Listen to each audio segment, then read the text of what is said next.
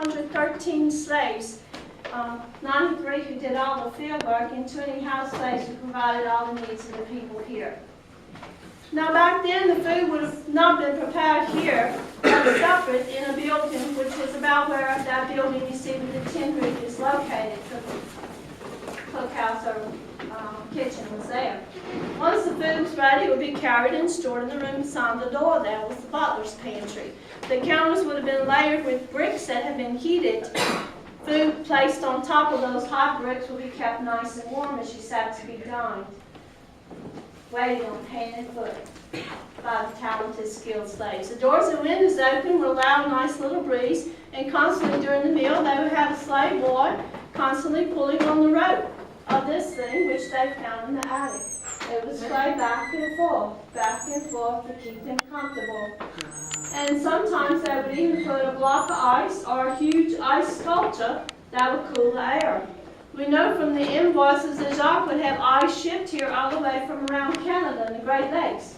And we know that he paid a lot of money, $300 every week for ice, which today would be like about $4,500.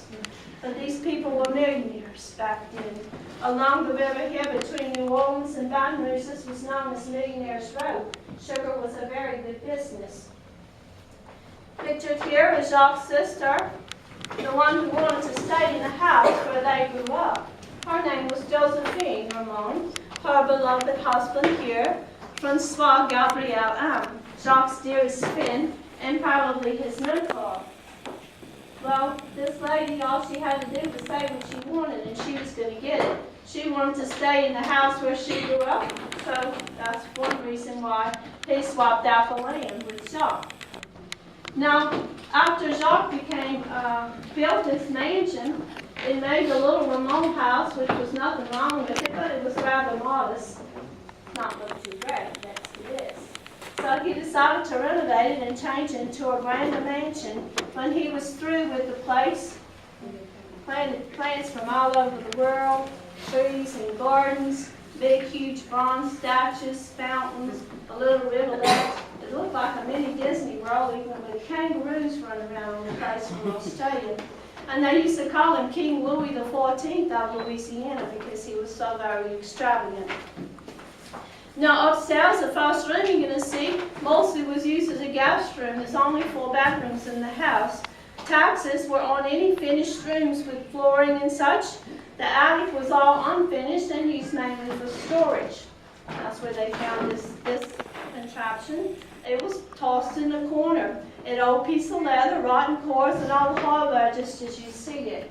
We learned that it originated from India. There they call it pumpka, word for sheep fly pan. The first room you're going to see at the top left was used most of the time for guests. 2 rooms for travelers, 1 room for the children, 1 master bedroom for Jacques and Selena. In the time of sickness, they did most of their own doctoring using homemade remedies. You'll see all sorts of medical supplies there in the room. And if they had a death in the family, they would convert it to like a funeral room.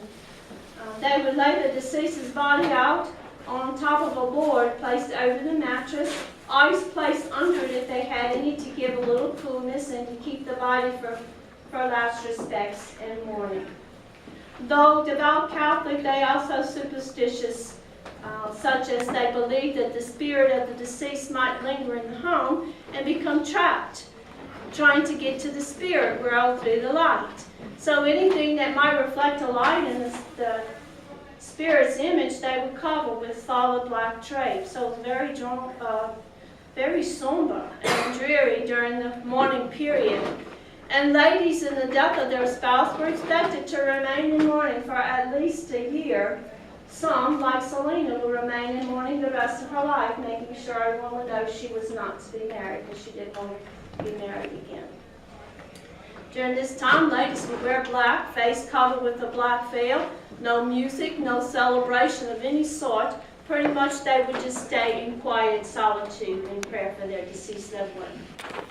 Now on the other side of the hallway would be the children's nursery, and typically the children, when they were little, would share the same room, making it easy for the slave nanny, whose job was to watch the children during the night. She would be stationed sitting in the chair, making sure nothing disturbed or frightened them.